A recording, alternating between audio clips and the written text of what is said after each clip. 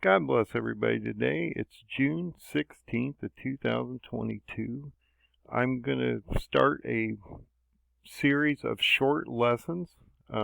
This one is about how to read the 22 chapters of Revelation in the proper order or manner so you can see how the book is laid out and why the 3 additional visions that John has matters to the chronological order of the book itself. So you can find all my information, articles, videos, and everything. It's all free on endofdayssurvival.com. If you go down the page a little bit, you'll see these PDF files. This is where I'm going to pull these charts from, so you can click on the PDFs and actually go to the PDF and see them for yourself. And these are all free informational things, so you can go out and check them out at any time. So if we click on this first file, which is the Revelation Calendar of Events Timeline, 117 step timeline from start to finish. This takes you from the very beginning of Revelation, from the very first verse, all the way through the 22 chapters to the last verse. And it breaks it down in 117 steps. So if you click on that, it'll take you to this next screen I'm going to show you. So once you click on that PDF file, it's going to bring up this chart. This is an extremely large chart I build out of Adobe Illustrator. Then I render it to the PDF so you can see the chart and be able to blow it up and be able to physically look at all the different components and things on the chart. So if you zoom into the top of the chart, you realize that I've got this broken down into main chapters and subchapters. There's a reason for this, because John has 3 additional visions when he's in heaven. He's taken to heaven in 4:1. When he's in heaven, he sees all these different things in heaven, all this imagery, all the symbolization, different things like that. But he's removed 3 times into additional visions while he's in heaven. One in chapter 7, the prophecy of the 144,000 elect. Then if you go to chapter 11, 12, 13, and 14, there's a prophecy against the nations and peoples. And then he also has a third vision of Mystery Babylon, which is chapters 17, 18, and 19. And so if you remove those 3 additional visions out of the main chapters, you realize it gives you an order of events on how to read this book in a proper fashion. And so I always tell people, read chapter 1 to 6, 8 to 10, 15 and 16, and then 20 to 22, and it makes a complete story. Then layer in the additional visions John has, the one of the elect, the one of the nations and peoples, which has 4 chapters included in it, and the one of the prophecy of Mystery Babylon, which includes 3 chapters, and you'll see something really interesting happen here. So if you go to the bottom of the page, which is what I'm going to concentrate on today, I think I can break this down so it's easy for you to understand. So I just broke out the bottom portion so you can see how this works. Now there's 22 chapters of Revelation, but there's 3 visions John has that takes him out of the main scene. And like I say, this is like a main program up here with 3 sub-programs that feed into the main program above. And the reason you can see that is because if you look at these keys that I've made on the side here, the stars, you'll realize I did this for a reason. So I set up these color-coded stars for very specific events in Revelation, so you can see especially these 4 events here. So the 1260 days is extremely important. The 5th, 6th, and 7th trumpet are extremely important, and each of these have an attached woe. So the 5th trumpet has an attached woe, the 6th trumpet has an attached woe, and the 7th trumpet has an attached woe. Why is that important? This is extremely important because in Revelation 8:13 it clearly tells us that we should watch the last three woes that are attached to the last three trumpets. And so we need to watch the very specific warning for a reason. And I'm going to try to show you why that is. So if you go back to this chart and you look at this chart and you zoom into the 6th chapter, you realize something extremely important happens here. So from the 6th chapter, at the end, you see the 6th seal break. Okay? Right here. 6th seal breaks, and then at the end of, or at the beginning of chapter 8, you see the 7th seal break. So there's a vision that occurs between this in chapter 7 of the elect. Why? Because when the 7th seal is broken, there's a half an hour of silence, and then he hands out the trumpets. So this is extremely important, especially in 8:1 and 2, that once all 7 seals are broken, there's this half an hour of silence, probably the selection of 144,000 just logically in the event sequence that's happening here. And then right after that, he hands out 7 trumpets. So all 7 seals are broken at that moment before he hands out the trumpets. And this is extremely important because you can't put a 6 seal event in a trumpet, a 6 trumpet or a 6 bowl event, when clearly in 2 verses here it says that once the 7th seal is broken, meaning all 7 seals are broken at that moment, a half an hour of silence occurs, and then he hands out the 7 trumpets. This is extremely important in understanding the chronological order of the book itself. So if we zoom back out and you follow this path between chapter 6 and 8 down to chapter 7, you'll see something extremely interesting happening. You look at these stars and you're going to see these events reoccurring constantly throughout all the sub-chapters. So you can see those purple stars. They're not just happening up here. They should only happen once in the book, okay? So if you look at the 22 chapters of Revelation and you see the 1260 days constantly reoccurring, you're going to go, well, why is that happening? And you should be asking that question. The same thing is going to happen with the 5th, 6th, and 7th trumpet. And so when you see this event up here happening, and then you come down here and it's reoccurring, which is the 7th seal, you then have to ask yourself, well, why is this occurring in these sub-chapters? Because it's like he's giving you an optic that allows you to zoom down into the book itself so you can see more depth. But these things are only going to happen once above. So if you blow this back out, you realize that these 14 main chapters are the main storyline. But then these 3 additional visions John has gives you depth to what's happening up here in these areas that he's talking about. Usually just before that, because he's trying to, it's like a cutscene. He stops you here and he says, look, I'm going to explain something extremely important here that you need to understand about what's happening here. So I'm going to explain this down here, and then I'm going to bring you back up and I'm going to restart the story. Same thing with the prophecy of the nations. Once you get to 10:7, which is the next vision John has, so if you go into 10:7,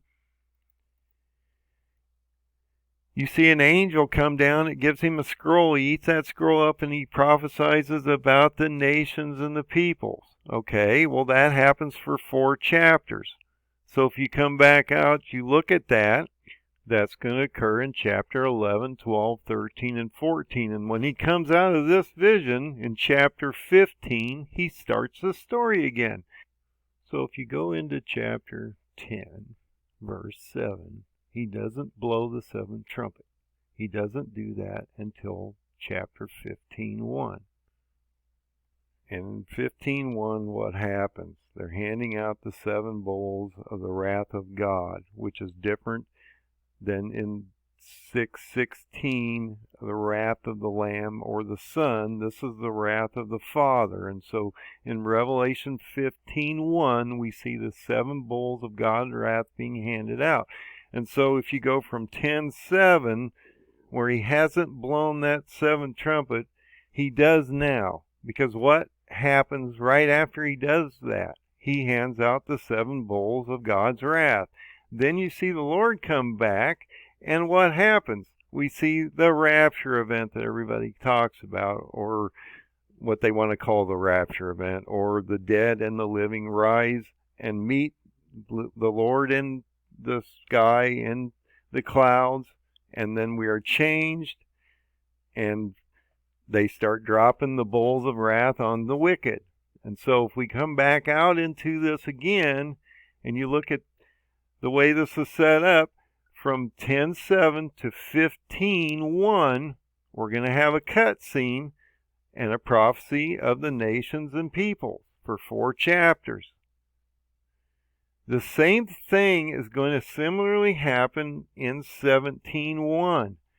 So 15 and 16 are all about the bowls, the wrath of God. The 7 bowls are being dropped down. But in 17:1, he goes into a prophecy of Mystery Babylon. And you can see that at the end of 16 also, because he talks about Mystery Babylon, the great Babylon, and he's going to show you the wrath against her that God's going to place against this place. So if you go to 17:1 and you look at that next portion of that prophecy, he immediately takes John into another vision of Mystery Babylon, which run for 3 chapters. And so if you come back out, you look at that, you realize that that runs for 3 chapters. And so if you go from chapter 16 to chapter 20, it completes the story. Okay? And that's what I mean. This is really not that hard of a book to understand if you actually just break it. So the book of Revelation, the 22 chapters, are they chronological? Yes, if you remove the 3 additional visions John has. So if you read the book from chapter 1 to 6, 8 to 10, 15, 16, and 20 to 22, as I just explained it, and you remove those visions, those 3 visions, the one of elect, the 144,000 elect in chapter 7, the 4 chapters of the nations and peoples in chapter 11, 12, 13, and 14, and the 3 chapters of Mystery Babylon in 17, 18, and 19, and you read them in this chronological order that I've given you here, from 1 to 6, which is the end of the 6th seal, to 8, which is the 7th seal, to 10:7, which is almost sounding the 7th trumpet, to the 15:1, where the 7th trumpet is sounded, the Lord comes back, the 7 bowls of wrath are being handed out, and you see the rapture event occur in 15:2. You see the 7th bowls being dropped, because we're not here, we're not appointed for the wrath of God, which is not the same as the wrath of the Lamb in 6:16. And then you go from 16 to 20, you go from Armageddon, the 7th bowl being dropped, to 20, where you see Satan being taken into the millennial, where he's bound for 1,000 years. And if you go to the end of 16, you see the 3 frogs come out. 2 of them are thrown in the lake of fire in 20, and then Satan is bound for 1,000 years. It makes a complete story. And so I've done this setup so that you can see this in 117 steps. And so you can go through each and every one of these verses. So if you go into the book and you look at these, each verse that I've given you on this table has a verse attached to it that you can go through your Bible, and you can see each and every one of these. And all I've done is cut out the 3 additional visions. So you can go through your book and see how this is laid out. And you can see that there's 7 seals that break first. And then if you go to 8, 1, and 2, it clearly says the seventh seal is broken, a half an hour of silence occurs, and then 7 trumpets are handed out. That occurs to 10, 7. You go all the way through the trumpets, and then what happens? We see rapture occur, and the Lord come back in 15, 1. Just prior to the prophecy of the nations and the peoples and explaining all the things that are going on during the ground. Then you come back up, and we see the 7 bowls are being handed out. And then we see the prophecy against Mystery Babylon, which is cut out. And then we end the story because you go from 16:21 to Revelation 20, verse 1, as I have it here, which is, then if you cut out 17, 18, 19, you're going to start to see the Mystery Babylon prophecy. You come back up to the top of the story, it takes you to the end of the story, and it completes. And so if you do this in the proper manner, you will start to see that there is a process to God's logic. And the reason I say that is because it is pure logic. God is pure logic. If you don't understand that, you'll never understand God.